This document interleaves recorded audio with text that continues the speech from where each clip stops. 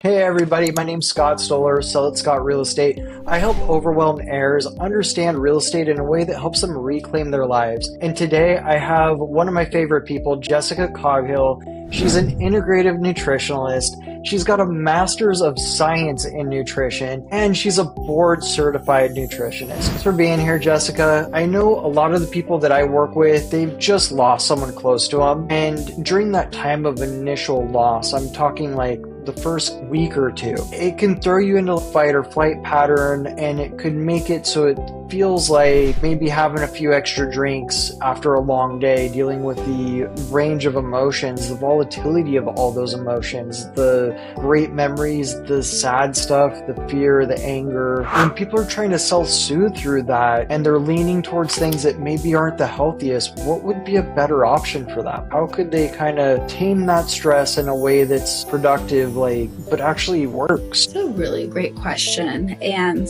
I think you probably have this experience. If you know somebody who had a family member or loved one pass, you usually reach out to them and you always say, is there anything I can do? Right? There's a lot of support coming through text messages, calls. And when you're in that state, it's hard to think of something that somebody can do for you because you're so deeply saddened by what happened. Yeah, your mind's all over.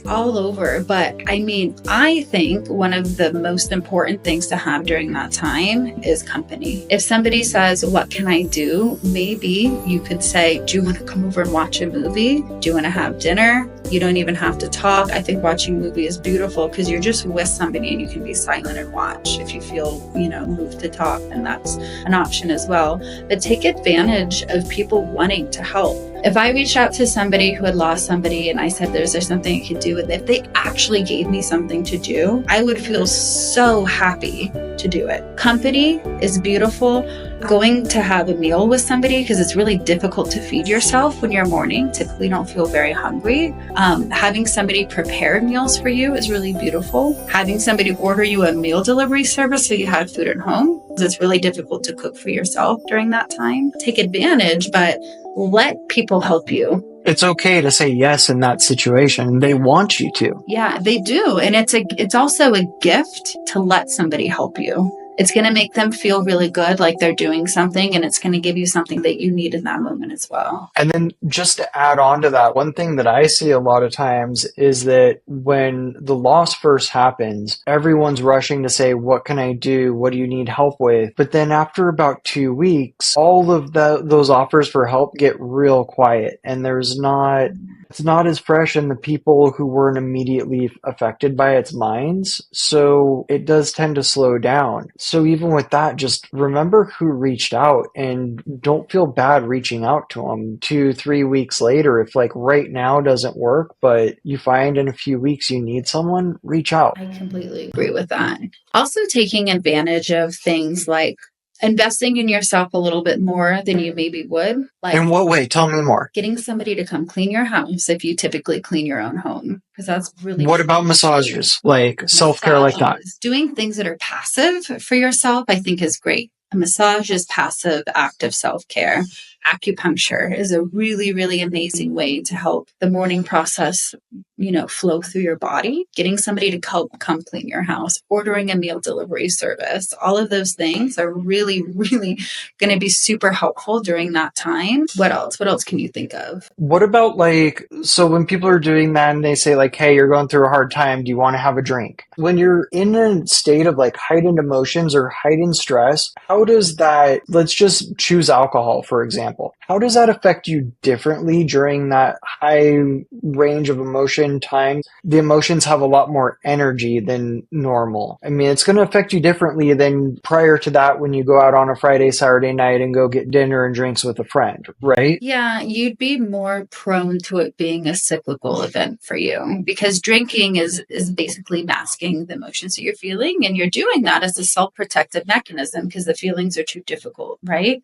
So I think think it's a sticky situation to be in, to have drinks while you're trying to mourn. However, if you do, don't beat yourself up over it, but really sitting with your feelings and letting them, like really actually feeling them in your body, like where you're feeling your feelings in your body can be a really, really powerful tool.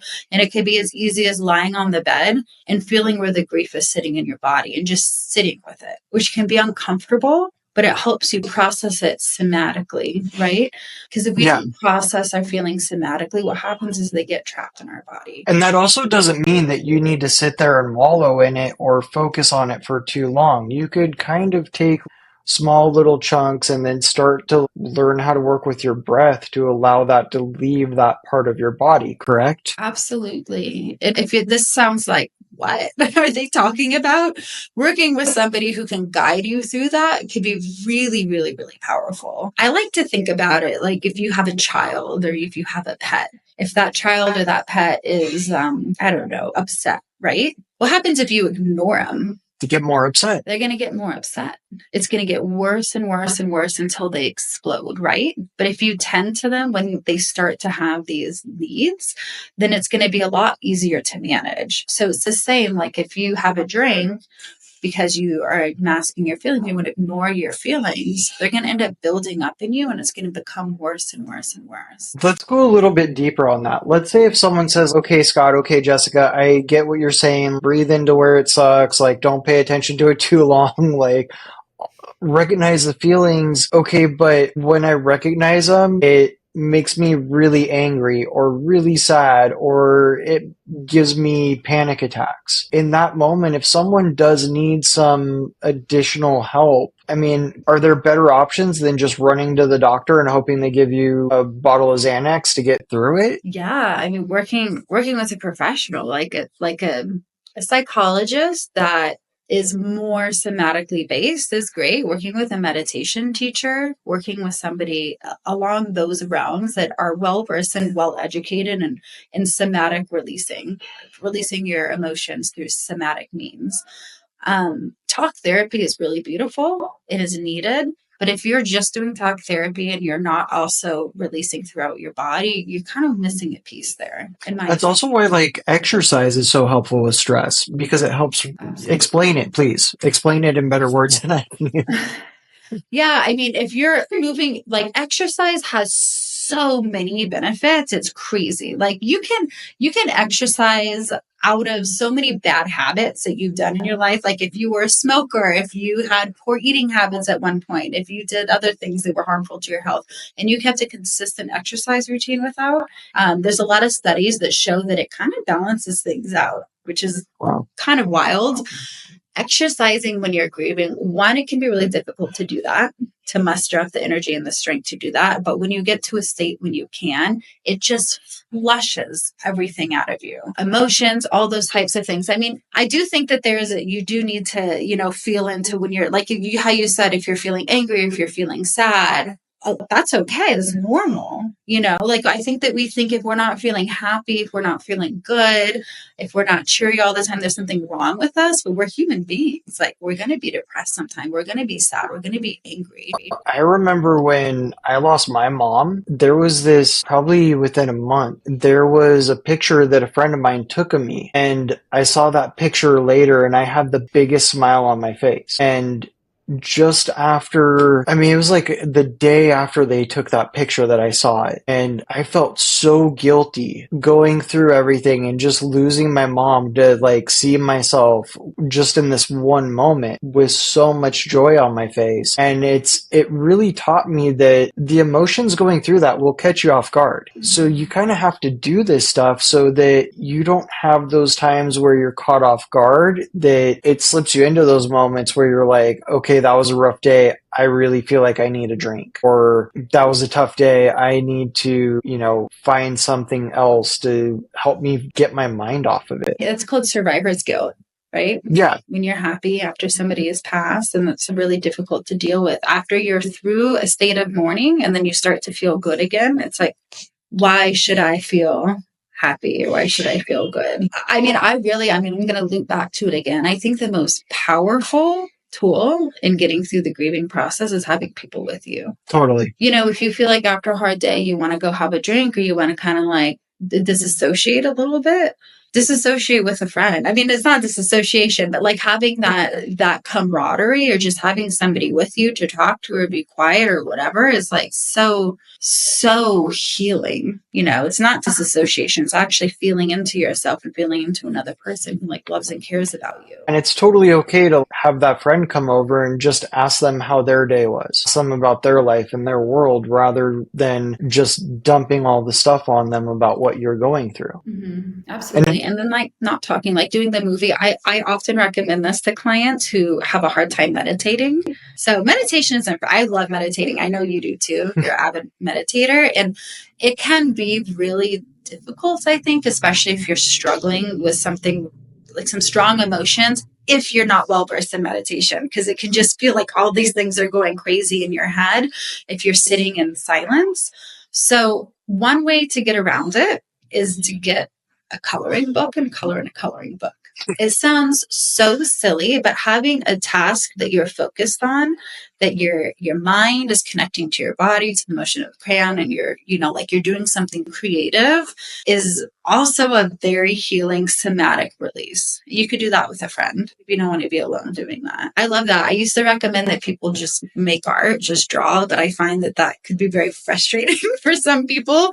So a coloring book is a really great alternative. It is, and like, especially for men, if you look at Carl Jung's work at all, where he talks about the animus and the anima, so each of us have in our psyche that opposite of what our external expression is. And a lot of times with men, like if they start having some of the anxiety or that separation from the connection with their soul, it can actually manifest as like women showing up in their dreams, weird things happening with that, but it's actually not a desire for anything with women or something like that. It's just more of that yearning for the connection with the creative part within a man. Mm-hmm. So even like myself, I knew I took years off from painting, and when I really focused to start painting again, so many things started reconnecting and you end up more calm. I don't know if there's any purpose to any of that I just shared, but I think so. Yeah. No, I mean, when you lose somebody or you're mourning something, whatever it may be, it cracks you open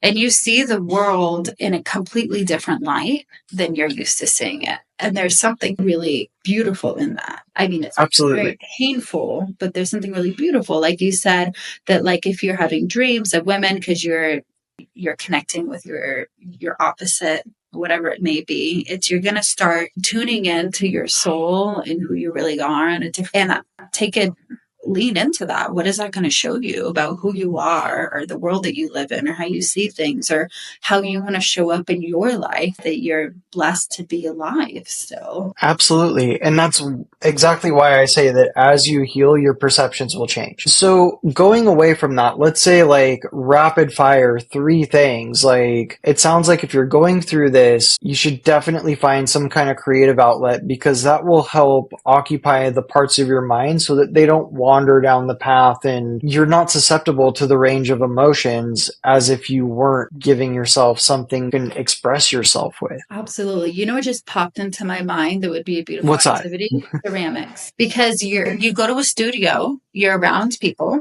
So there's healing and being with other people. And it's also very somatic. It's with your hands. And so it's like very physical activity. That might be something really neat to take up during a time that's difficult like this. And that's cool too, especially the times that maybe you don't feel like talking about it, and you can still be in community, you can still be around others. But one of the most beautiful things about that is none of those people have to know what you're going through. They can just let you be and have the experience while you're there. Absolutely. And then let's say if you do find yourself in that cycle, like, all right, great. Hey guys, I found this too late. And now I found out that I am maybe drinking more than I would through this. And when I stop, I have a lot of anxiety. I feel like I need some help that's outside of me. What would some things be that you would recommend? Like, should people look up things like passion flower extract or ashwagandha, or how how do they navigate that and the things that maybe their friends say, like, you're stressed out, like take a bunch of valerian? Like, how do they navigate that aspect of it? Yeah, I mean, there's a lot of wonderful healing properties in supplements and herbs, but to be completely honest with you, like if you're going to stop drinking, taking some supplement and herbs isn't going to do it. I mean, that in combination with a lot of other things could be helpful. Spending time with people who have the same health goals as you do, like people who are not really drinking, or if going on hikes with people, spending more of your time with those kinds of people are going to be helpful. If you're drinking alone, don't be alone if that's accessible to you. Have family, have friends over. That's going to be very, very helpful. Doing passive acts of self-care, like getting massages, getting acupuncture, going to a spa, whatever. Splurge a little on yourself during this time of healing. That's going to be really, really helpful too, to help to de-stress in a way that doesn't have to feel like you need to go on a 5-mile run, if you just don't have that in you, which is very understandable to not have that in you during this time. You just go for a walk around the block. Beautiful. Or a hike in nature, I have found like during times of mourning that I've gone through is being in nature, being alone in nature has been so healing for me. Everybody's different. But you see everything in a different light, and it is a really lovely place for like emotional releasing too. Because I don't know, I don't love crying in front of people. And I also don't like crying at home because it makes me feel really weird. But being outside in a separate, sacred place around a lot of beautiful things, it feels more therapeutic than sad. I don't really know how to explain that in a different way. No, absolutely. That's great. Yeah. So I'd say just wrapping that up, be around people. Don't be afraid to start exercising, get some movement, just do something. Get a hobby that just occupies your mind. And the supplements, like if you're looking for that, you're going to need to do the other stuff too. So absolutely. Combination. Start with, go to the movies. Also that pops. Yeah, start with the other stuff. Mm-hmm. I mean, awesome. I love supplements, so I'm not downplaying them, but it's just like, it's an unfair thing to say if somebody's having a really hard time to take a ashwagandha and that's going to solve your problem. It is. Yeah. And that's why I think just trying to like navigate it on your own online could be pretty challenging for a lot of people and expensive too. Absolutely. Everybody deals with things so differently. So working with somebody that can kind of meet you where you are and help you through that process can be is invaluable. And so how do people work with you? Like if someone wants to reach out to you and say, hey, Jessica seems great. Let's take advantage. I mean, you said you do free introductory calls, right? So how do they take advantage of that? I do. So on my website, vitalrootwellness.com, it's very easy. You see, you can book a complimentary consultation, and I just chat with people over the phone, see what their health goals are and how I can help them. And if we decide that we're a good fit, then we move forward from there. Awesome. Thank you so much for that, Jessica. And thanks for being here. If you like this content, don't forget to subscribe to the channel, like the video. If you have any questions for us, dump them in the comments or visit Jessica's site and send her an email directly. Thanks for watching, and I hope you have a great day.